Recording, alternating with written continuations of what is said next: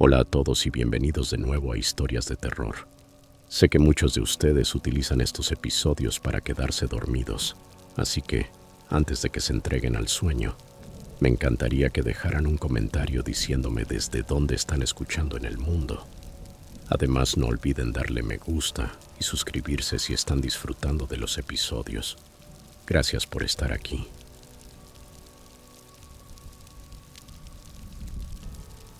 Historia 1.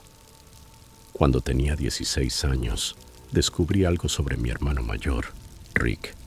Ya sabía que era una persona cruel, malo como una serpiente, solía decir mi padre. Era bajo, delgado y siempre parecía cargar un resentimiento tan grande que sorprendía verlo caminar erguido. Pero lo que no sabía era que también era del tipo de persona capaz de mirar fijamente el cañón de un arma cargada sin pestañear. Yo, en cambio, le tenía miedo a todo. No me gustaban las armas ni el frío, y mucho menos la idea de matar a un animal. La caza no me interesaba en absoluto. Rick, en cambio, vivía para eso. Toda su identidad giraba en torno al camuflaje, la pólvora y las historias de caza. Y por alguna razón que nunca entendí, se empeñaba en hacerme igual que él. Así que, un sábado helado de noviembre me obligó a ir con él. Obligó no es exageración. Me dijo que iría, y yo sabía que discutir solo haría todo peor. Rick tenía permiso exclusivo para cazar en la propiedad de su jefe, un terreno de más de 70 acres con bosques espesos y arroyos, a unos 50 kilómetros de casa. Era un privilegio, pero traía un problema. Tanto Rick como su jefe estaban hartos de que la gente se metiera sin permiso. Encontraban latas, casquillos vacíos e incluso una plataforma improvisada para cazar ciervos. Colocaron letreros de propiedad privada, prohibido pasar, pero la gente los ignoraba o los arrancaba. Fuimos en su camioneta destartalada. La calefacción apenas funcionaba y solo salía aire tibio.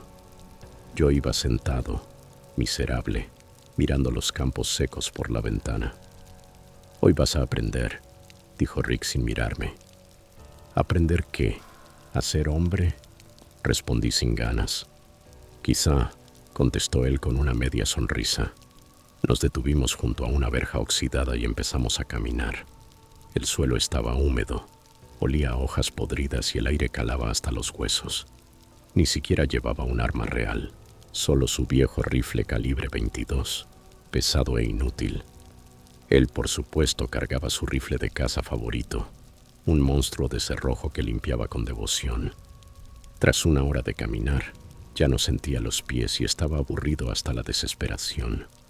No habíamos visto ni una ardilla. «Espera», dijo Rick, señalando una lata oxidada sobre un tronco a unos 50 metros. «Vamos a ver tu puntería». «No me interesa mi puntería, Rick. Dispara tú». Suspiré. Levanté el rifle y disparé. Fallé por mucho. Rick me arrebató el arma. «Inútil», murmuró. Cargó, apuntó y disparó. Ping. La lata salió volando del tronco. Luego disparó a un nudo en un árbol. Crack. Iba a hacerlo de nuevo cuando un sonido distinto cortó el aire. Una bala silbó entre las ramas justo encima de nuestras cabezas. No cerca, no al costado, encima. Pedazos de corteza y hojas nos llovieron. Me tiré al suelo cubriéndome la cabeza, con el corazón golpeando como un tambor.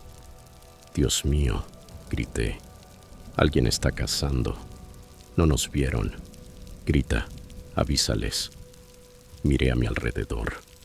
Rick no estaba en el suelo. Se había agachado detrás de un roble enorme, el rifle en alto, escudriñando el bosque con el rostro endurecido.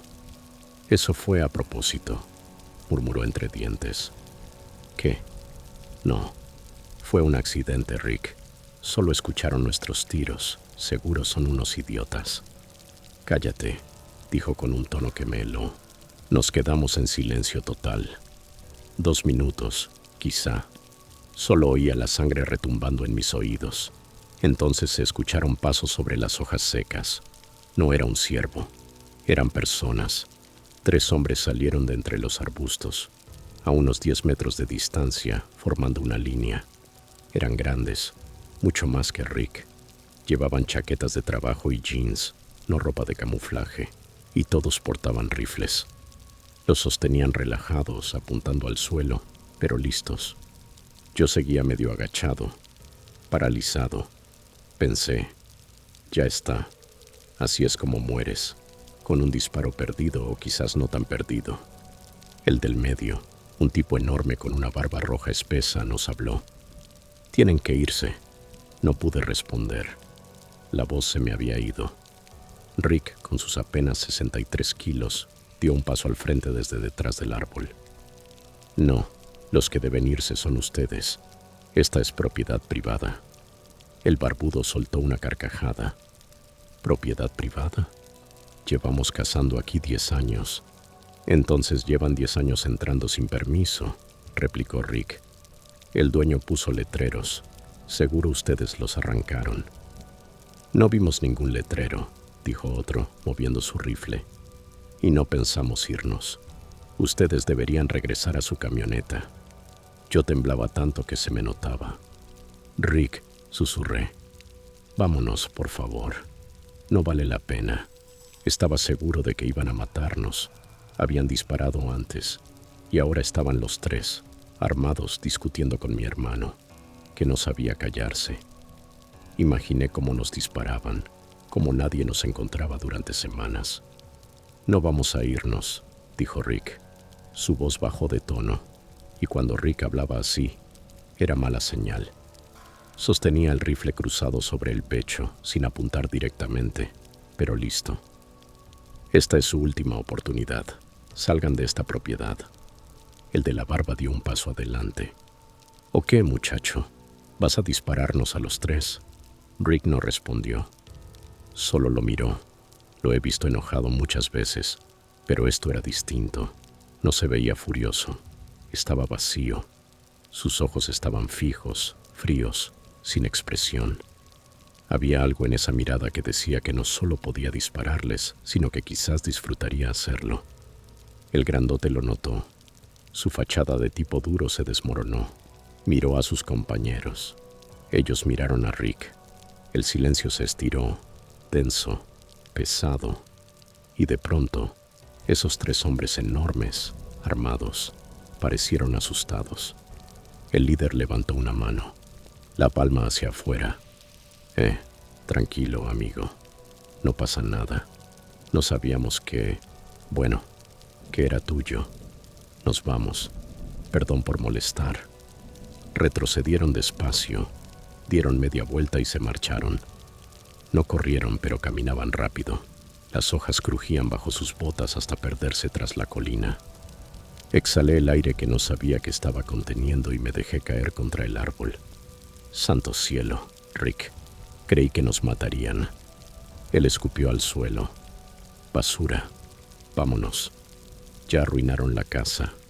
Yo estaba asombrado, impresionado. Jamás había visto algo así.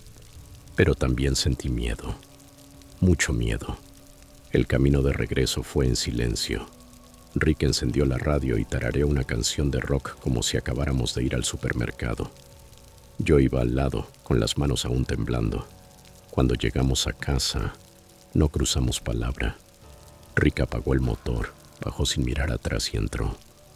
Yo cené sin apetito. Intenté concentrarme en mis tareas, pero no podía quitarme de la cabeza lo que había pasado. Seguía viendo una y otra vez el destello del disparo a los tres hombres y la mirada vacía de Rick. Está loco, pensé. De verdad lo está. Fui a la cama, pero el sueño nunca llegó. Tenía el estómago encogido, el cuerpo todavía lleno de adrenalina. Alrededor de la 1 de la madrugada, me levanté para ir al baño. El baño principal estaba en la planta baja, al fondo de la casa, con una ventana que daba directamente al patio trasero. Cuando terminé y estaba por apagar la luz, miré por la ventana, sin pensar, por costumbre. En cuanto lo hice, la sangre se me heló. Nuestro patio no era grande, una cerca de alambre, unos arbustos crecidos contra la pared. Y bajo la luz de la luna pude verlo todo con claridad.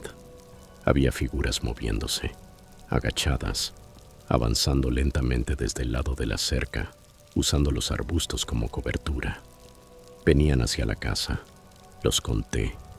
1, 2, 3. Vestidos con ropa oscura. Me quedé paralizado, sin aire. Uno de ellos, un hombre corpulento, se detuvo junto al arbusto grande que estaba bajo la ventana de la cocina. Se enderezó un poco, asomándose para mirar alrededor, y en ese instante levantó la cabeza y me vio. Nuestros ojos se cruzaron. Él se quedó inmóvil. Yo también. Fue solo un segundo, pero me pareció eterno. No pude gritar, ni siquiera moverme. Luego me aparté de golpe, fuera del alcance de la luz, con el corazón a punto de estallar. Nos encontraron. Nos habían seguido. Nos siguieron 30 millas hasta nuestra casa. Mis padres dormían arriba. Corrí escaleras arriba, tropezando con la alfombra, y entré a la habitación de Rick sin tocar la puerta. Rick, despierta. Abrió los ojos de inmediato, como si ya estuviera esperando. ¿Qué pasa?, preguntó. Ellos, los del bosque, están aquí, en el patio, están afuera. No me preguntó si estaba seguro. No pidió detalles. En un solo movimiento se levantó, tomó el mismo rifle que había usado esa tarde y salió del cuarto. Ni siquiera encendió la luz. Yo lo seguí, temblando tanto que apenas podía mantener el equilibrio. No fue hacia la puerta trasera, fue directamente al interruptor junto a ella, el que encendía los reflectores del patio. Con un clic, todo el jardín se inundó de luz, y ahí estaban, 3 sombras congeladas en mitad del acto. Uno junto a los arbustos, otro cerca del patio, el tercero por la cerca, como ciervos sorprendidos por los faros de un auto. Antes de que pudieran reaccionar, Rick levantó el rifle y disparó al suelo, muy cerca del arbusto. El estruendo dentro de la casa fue ensordecedor. Las ventanas vibraron.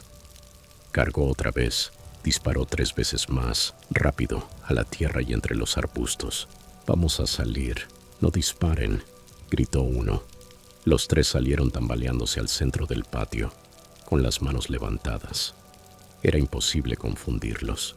Eran los mismos 3 hombres. Rick abrió la puerta corrediza de vidrio de un tirón.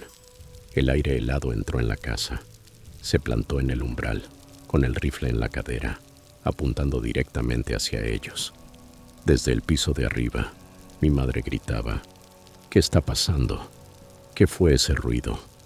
Voy a llamar a la policía». «Hazlo», le gritó Rick sin apartar la vista de los intrusos. El del centro, el de la barba roja, estaba de rodillas. Lo sentimos mucho», balbuceó. Nos desviamos del camino. Estábamos cazando y vimos un ciervo. Lo seguimos sin darnos cuenta de dónde estábamos. No sabíamos que era su casa. Nos perdimos.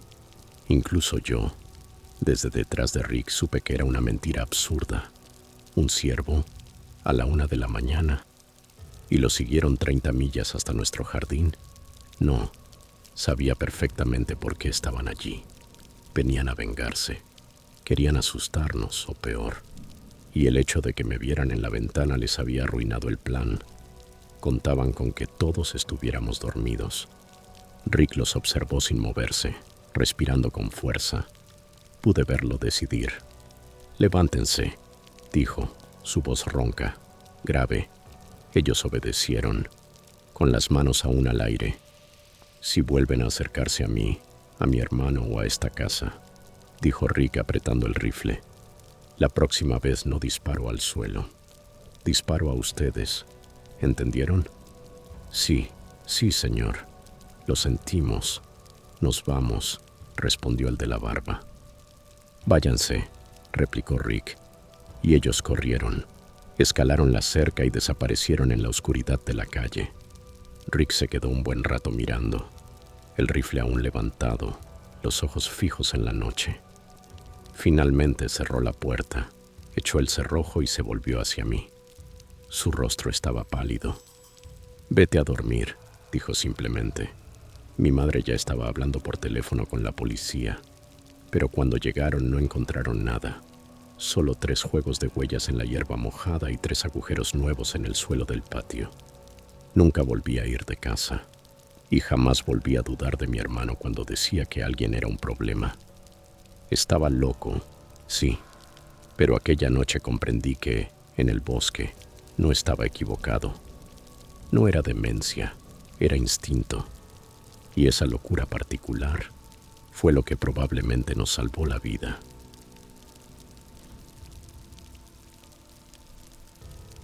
Historia 2. A mediados de los 80 solía hacer, varias veces al año, el largo recorrido desde Minnesota hasta Connecticut para visitar a la familia. Es un trayecto por autopista que puede dejarte la mente entumecida. Sí, hay paisajes bonitos, pero al rato un tramo de árboles se parece al siguiente.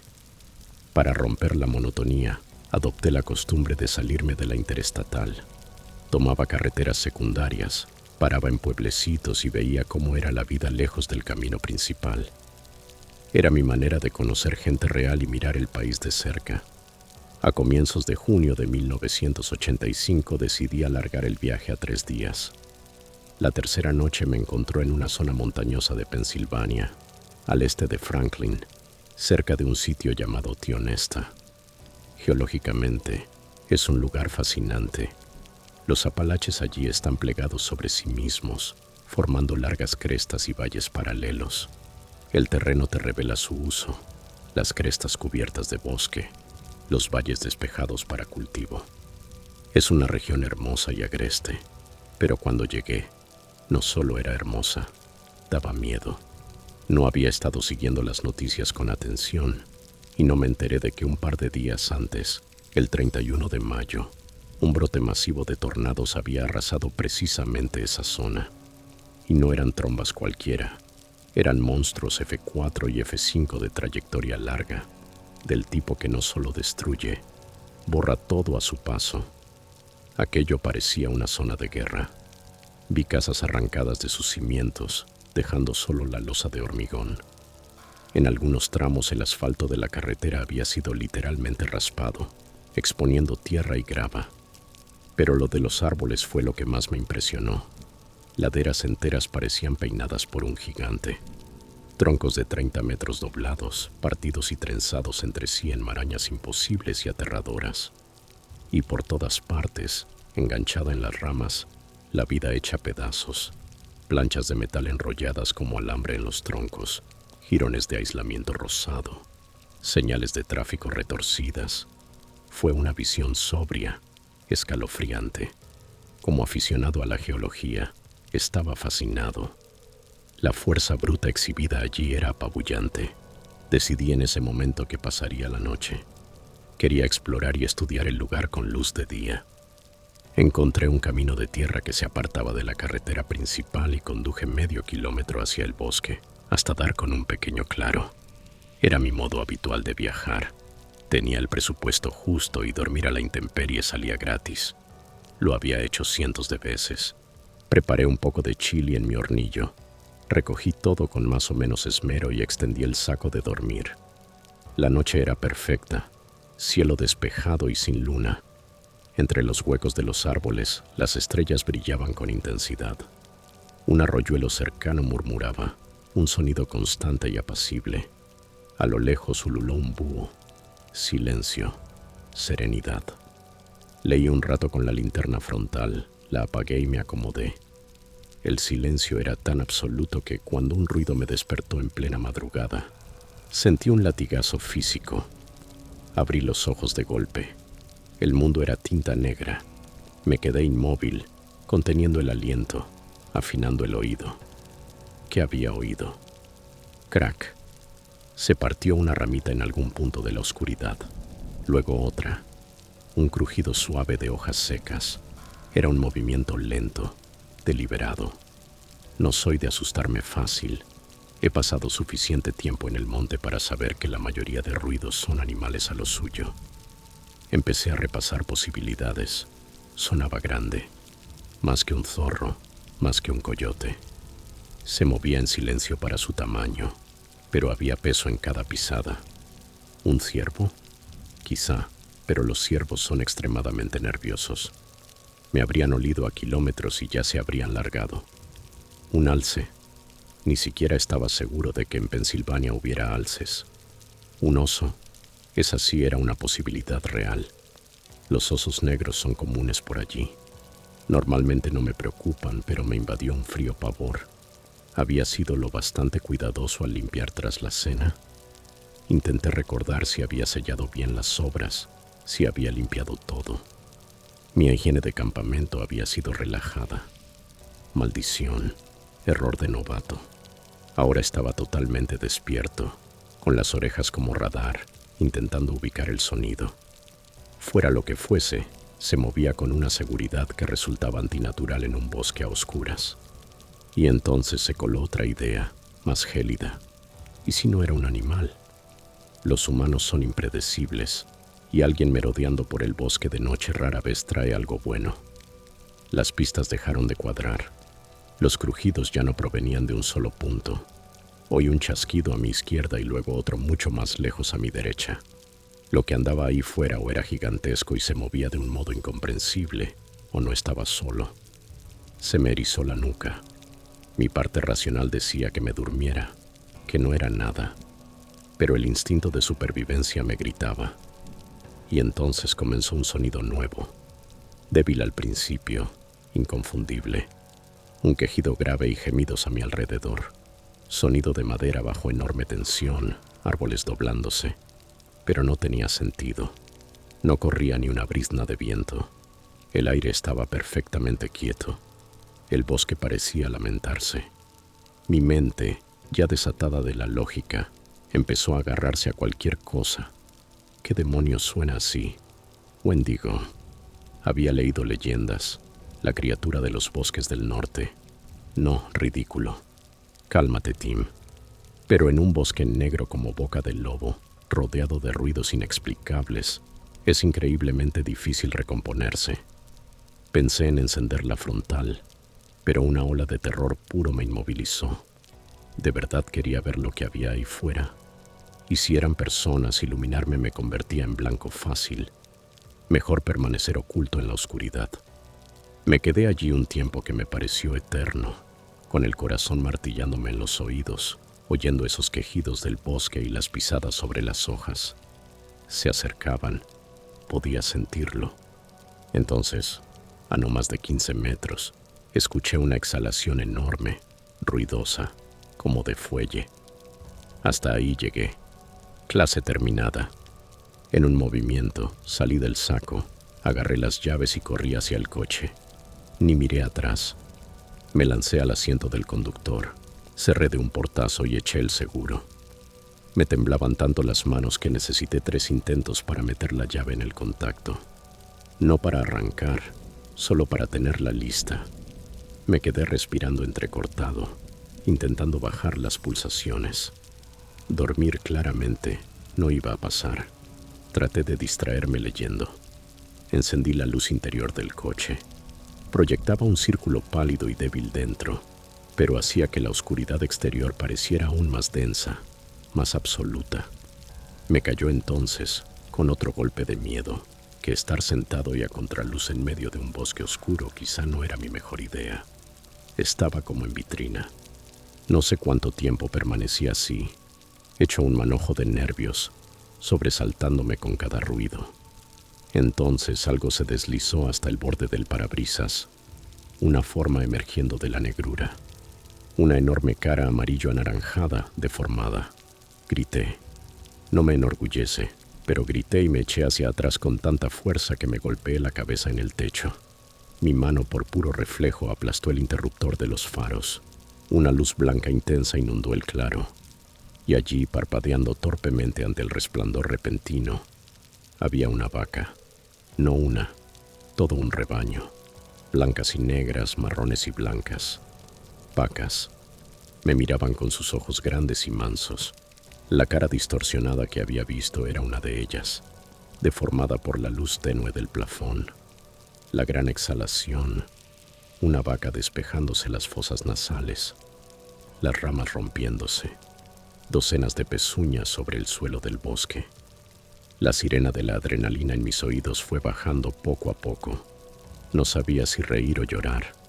Caí en el asiento, con el cuerpo temblando por la resaca del pánico. Un rebaño de vacas dulces y mansas me había metido el susto de mi vida. Tardé otra hora en drenar suficiente cortisol como para pensar en dormir. Los gemidos del bosque seguían siendo un misterio, pero con las vacas como explicación racional del resto, sonaban menos amenazantes. Al final cabeceé, vencido, recostado sobre el volante. Desperté con la luz gris de la mañana filtrándose entre los árboles.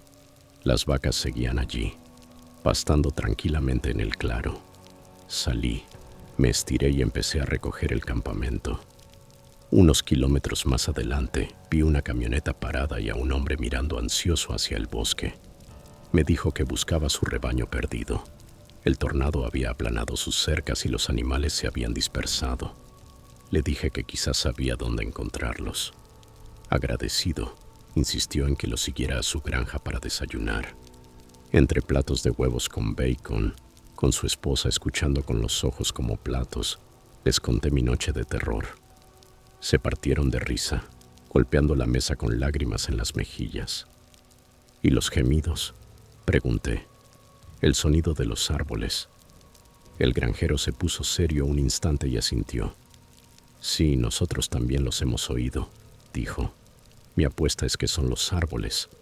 El tornado los retorció tanto, los trenzó entre sí. Ahora se están desenroscando muy despacio. La madera está liberando toda esa tensión. De noche, cuando todo está en silencio, arman un estruendo de 1000 demonios. Tenía un retorcido sentido, pero lo tenía.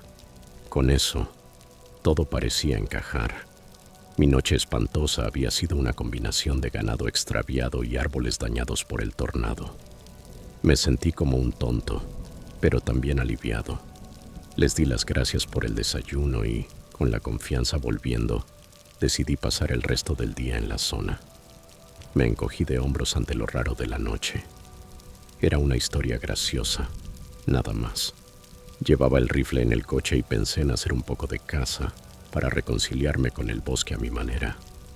Esa tarde encontré un buen sitio en una de las crestas menos dañadas. El bosque estaba anormalmente silencioso, pero lo atribuía a que la tormenta había espantado a la fauna. Tras una hora quieto, lo vi, un venado de cola blanca grande, asomando con cautela desde un matorral a unos 100 metros. Alcé el rifle, respiré hondo y apreté el gatillo. El disparo rebotó por el valle. El ciervo dio un salto y se desplomó. Un tiro limpio. Sentí una oleada de orgullo. Me puse de pie para acercarme, y entonces oí un ruido justo detrás de mí. Un chasquido seco idéntico al de la noche anterior. Me giré de golpe con el rifle preparado. Nada, solo el bosque enredado y denso.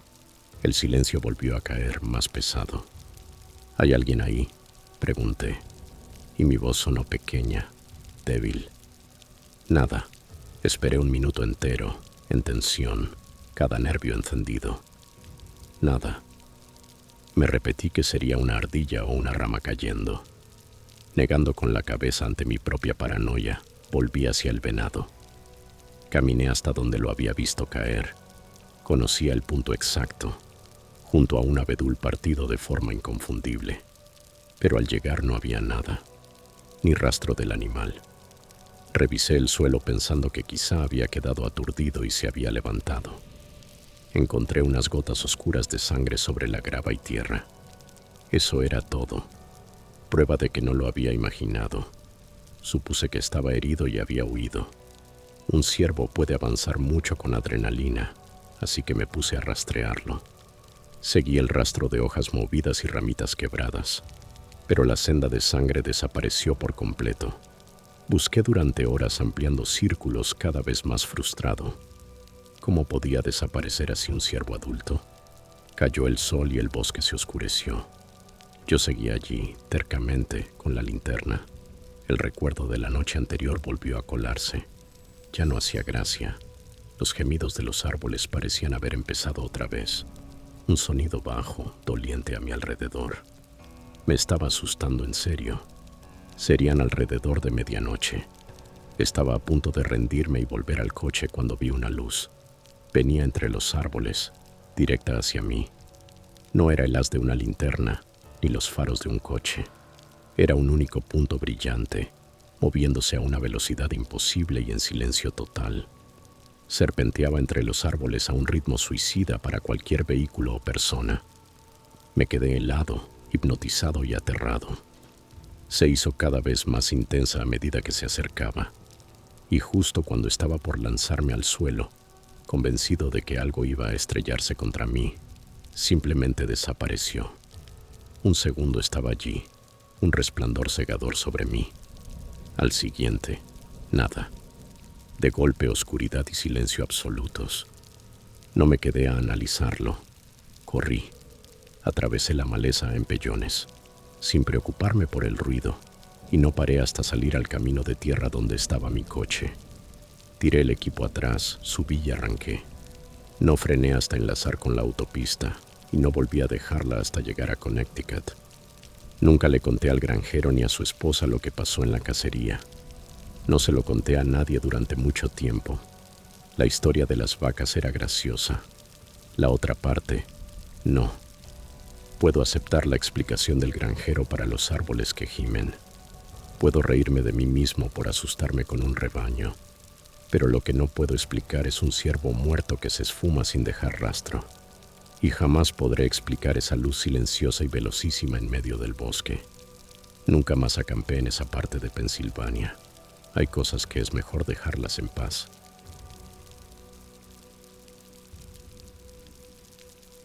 Historia 3. Era finales de octubre, en la zona agreste de Montana. De esos días otoñales nítidos en que el aire te muerde los nudillos y las hojas crujen bajo las botas como si susurraran secretos. Mi esposa, Carter, y yo llevábamos años cazando juntos. Nada sofisticado, solo nosotros y los chicos, tratando de llenar el congelador antes de que el invierno lo cerrara todo. Nuestros hijos, Ethan de 6 y el pequeño Jack de 4, se habían quedado en la camioneta con bocadillos y libros para colorear, enfundados en sus chaquetas de camuflaje, más de adorno que de abrigo. Los dejamos allí porque la aproximación era demasiado complicada para críos de esa edad. Demasiados troncos caídos y matorral donde torcerse un tobillo, o peor. Íbamos por el camino alto, una pista de tierra con roderas que serpenteaba por la cresta del Bosque Nacional de Gallatin. La arboleda abajo era densa, pinos de tronco recto apretujados como si ocultaran algo, con sotobosque tan espeso que no se distinguían más de unos pocos pies sin entrecerrar los ojos. Fue entonces cuando la vimos. Una cierva adulta seca, sin cría, probablemente de unas 150 libras, avanzando con cuidado por el borde del bosque. Sin cervatillos detrás, gracias a Dios. Carter la había vidriado con los binoculares y lo confirmó. La cabeza del animal iba alta, orejas vibrando, pero el viento jugaba a nuestro favor, llevando nuestro olor ladera abajo. A Carter se le iluminaron los ojos. Ella es la mejor tiradora entre los dos, firme como una roca con esa Remington 700 del punto 308. Hemos practicado suficiente con garrafas de leche y dianas en casa como para conocer sus límites. Y esto estaba sobradamente dentro de ellos. ¿La quieres?, le dije señalando el desnivel. Sonrió con esa sonrisa callada de cazadora, y empezamos el acecho. No eran más de 200 yardas cuesta abajo, pero avanzamos despacio, reptando sobre rocas y quedándonos inmóviles cada vez que la cierva se inquietaba. El corazón me martillaba, no por nervios, sino por esa descarga eléctrica que sientes cuando todo se alinea. A 80 yardas, Carter se tumbó en posición de tiro detrás de un tronco caído. Medí rápido con mi viejo Bushnell. 75 yardas, exactas. Ella exhaló despacio y apretó el gatillo. El estampido rebotó en las colinas como una puerta que se azota, y la cierva cayó como si le hubieran cortado las cuerdas. Un doble pulmón de manual, quizá rozando el corazón. Se notaba por la forma en que se plegó. Nada de carrera desesperada, apenas un tambaleo y listo. Tiro sólido, le dije, dándole una palmada en el hombro. Carter bajó el rifle, soltando una risa aliviada. Se sintió bien, limpio. Sabía que ese animal no iría lejos, tal vez 20 o 30 yardas antes de quedar tendido. No tenía sentido arrastrar cuesta arriba si podías evitarlo. Regla 1 de cazador. El camino de abajo estaba a un cuarto de milla ladera abajo. Plano todo lo posible en esta zona. Vuelve a la camioneta, le dije. Baja por la loop y encuéntrame en el camino inferior. Yo la cuarteo y la saco fácil. Asintió. Me dio un beso rápido en la mejilla, nuestro ritual, y se escabulló ladera arriba, silenciosa como una sombra. Solo ahora, recamaré otra bala por costumbre y bajé con cuidado hasta donde yacía la cierva. La encontré rápido, encamada entre un zarzal de serviceberry. El costado subió y bajó 1, 2 veces, y quedó quieta. La sangre se había encharcado oscura bajo el pecho, con espuma de pulmón. Carter había enhebrado la aguja a la perfección. Ambos pulmones colapsados, corazón destrozado. Un final humano, tan rápido como se puede en lo salvaje. Di las gracias en silencio a lo que sea que esté ahí fuera y me puse manos a la obra. Destripar es un trabajo sucio, pero lo hago rápido. Cuchillo afilado como navaja, mi viejo plegable Buck, repasado esa misma mañana. Abertura del esternón al coxis, con cuidado de no cortar intestinos. El vapor se elevó en el aire frío cuando las vísceras salieron calientes y resbaladizas. El olor, un filo de cobre y tierra. Corazón e hígado salieron enteros, aún latiendo apenas en mis manos enguantadas. Los enjuagué rápido en un charco. Los metí en bolsas con sello para que los chicos probaran su primer bocado de carne silvestre más tarde. A la sartén con cebolla, su favorito. Todo me llevó 8 minutos, a lo sumo. Limpié la hoja en un trapo, me incorporé, y fue entonces cuando lo oí. Ramas partiéndose, no el chasquido suave de una ramita bajo una bota, sino un crujir pesado, como si algo grande se abriera paso a empellones, sin preocuparse por nada. Luego empezaron los resoplidos, respiraciones profundas, rasposas, como un motor diésel apagándose, y esos bufidos graves que hacían vibrar las hojas. Se me encogieron las tripas. Grizzly. Ese sonido no se confunde en territorio de osos pardos. Llevábamos toda la temporada viendo señales. Arañazos en los árboles, excrementos llenos de semillas de baya del tamaño de canicas, pero nada de cerca. Hasta ahora, me quedé clavado, el rifle a medio camino del hombro. El monte aquí era espesísimo, pinos tan juntos que sus ramas se entrelazaban. Visibilidad de, con suerte, 15 yardas. El ruido venía ladera abajo, rodeando en amplio, manteniéndose justo fuera de ese pequeño radio. Oso listo. Sabía el procedimiento, hacer ruido, espantar la comida fácil y reclamar sin pelear. El montón de tripas humeaba en el suelo. Un banquete de hígado y bucles de intestino como para rellenar a un bruín hasta la torpeza. Calculé que bufaría un poco. Agarraría lo suyo y se marcharía satisfecho. Pero no. El destrozo en la maleza se acercaba, deliberado como si me regañara por interrumpir la cena. Se me secó la boca.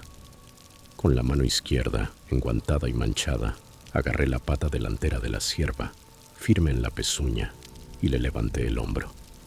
Pesaba, peso muerto apoyado en mi cadera. Pero la adrenalina vuelve a uno estúpidamente fuerte. El rifle en la derecha, seguro quitado, dedo ligero en el disparador. Empecé a retroceder por encima del enredo de troncos, con raíces que me enganchaban las botas. Desde arriba llegaba el rumor leve del motor de la Ford arrancando en el camino alto. Carter poniéndola en marcha. Sabía el plan, bajar por el bucle hasta el trazado inferior. Faros encendidos y caía la luz.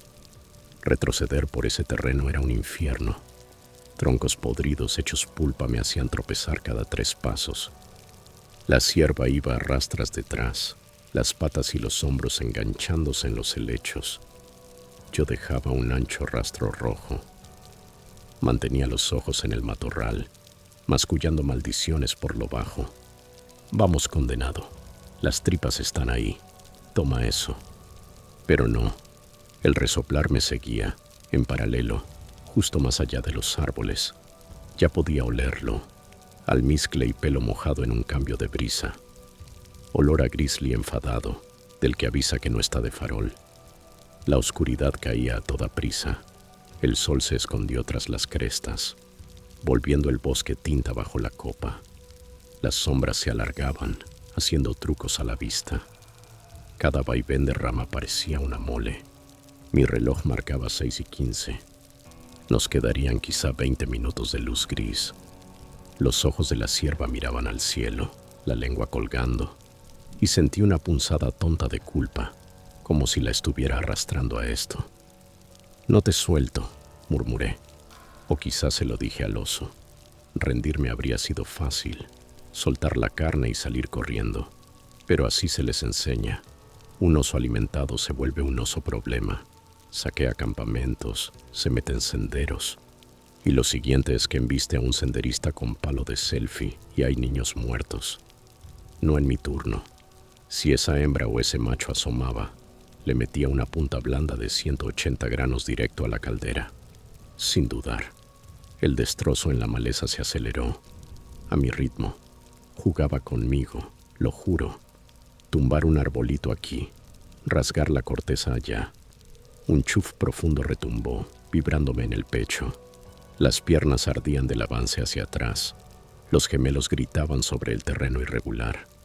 El sudor me escocía en los ojos, mezclado con el sabor metálico de la sangre en los guantes. ¿Cuánto faltaba para el camino? 250 yardas. Se sentían como millas. Me arriesgué a mirar por encima del hombro. Nada más que más pinos disolviéndose en negro. Entonces la voz de Carter cortó como un cuchillo, aguda y asustada. «Mark, ¿dónde estás?» «Aquí», respondí con la voz quebrada. «Oso, grizzly encima, quédate atrás». Silencio, un latido. Luego, portazo en la camioneta. «Los chicos están seguros. Voy, te cubro». Dios, amo a esa mujer, terca como pocas. «No, espera». Pero ya venía, abriéndose paso ladera arriba desde el camino de abajo. Oí sus botas en la grava, después el chasquido de ramas cuando entró al borde del bosque. El haz de su linterna apuñaló la oscuridad, primero errático, luego fijo sobre mí. «Te veo. Sigue. Yo traigo el 30.06. El alivio me golpeó como un puñetazo al estómago. Redoblé el paso, arrastrando a la cierva más rápido. Su cuerpo rebotaba sobre raíces como en un trineo. El oso ya sabía que éramos dos, doble amenaza. El resoplar se volvió frenético, los woofs encadenándose en un gruñido bajo que me erizó la nuca. Algo grande se movió en el matorral a mi izquierda, tan cerca que me llegó un aliento caliente y fétido. 15 yardas como mucho. Mi rifle lo seguía a ciegas, el cañón abriéndose camino entre hojas. «Muéstrate, hijo de...». A mi derecha estalló una rama, astillas volando como disparos. La cierva tiró de mi agarre, casi me tumbó. Tropecé. La rodilla se me estrelló contra un tocón y un latigazo de dolor blanco me subió por la pierna. Por un segundo lo vi, o creí verlo. Una masa gigantesca, hombros jorobados tapando la luz mortecina, ojos como brasas a 10 yardas, pelaje canela, negro, difícil decirlo en la penumbra. Se alzó sobre 2 patas, las zarpas del tamaño de platos rascando el aire, y soltó un bramido que hizo caer agujas de pino. Sonó como Satán aclarando la garganta. «Carter, dispara si carga». En ello, su voz era firme, pero le noté el temblor. Estaba 50 yardas ladera abajo, subiendo a paso medido, el rifle encarado. El haz de su frontal danzaba, clavando sombras que parecían vivas. El oso cayó a 4 patas con un golpe que sentí en las botas. Nos circundó más abierto, bufando ya rabioso, garras abriendo surcos. El montón de vísceras quedó olvidado. Quería el premio entero, carne y todo. Osos así son oportunistas, pero cuando se fijan son bulldozers con dientes. Tiré más fuerte. El ijar de la cierva me raspaba el muslo. dejándolo en carne viva. La sangre me manchaba los pantalones, tibia y pegajosa, enfriándose rápido en el aire helado. Ethan y Jack me vinieron a la cabeza en fogonazos, la sonrisa mellada del D6 sobre los panqueques, el D4 acurrucado en mi regazo cuando truena, encerrados en la camioneta, seguramente con la cara pegada al cristal, asustados pero a salvo. Tenía que llegar, tenía que. El gruñido creció, con rompederas atrás, cerrando. Carter soltó un tiro de aviso. Crack, alto a las copas. La corteza saltó. Llovieron agujas. El oso se sobresaltó, bufando fuerte, pero no huyó. En lugar de eso volvió a ponerse en paralelo, arriándonos hacia el camino como si nos arreara, probando. El brazo izquierdo me ardía, el bíceps latiendo por el arrastre. El rifle pesaba plomo, pero lo mantuve arriba, barriendo la espesura. Casi, gritó Carter. 50 yardas. Su luz me dio de lleno, cegándome un segundo. Parpadeé, con sabor a sal y miedo. El terreno se niveló. Gracias a Dios, la pendiente cediendo a llano. Graba bajo las botas ahora, el borde del camino.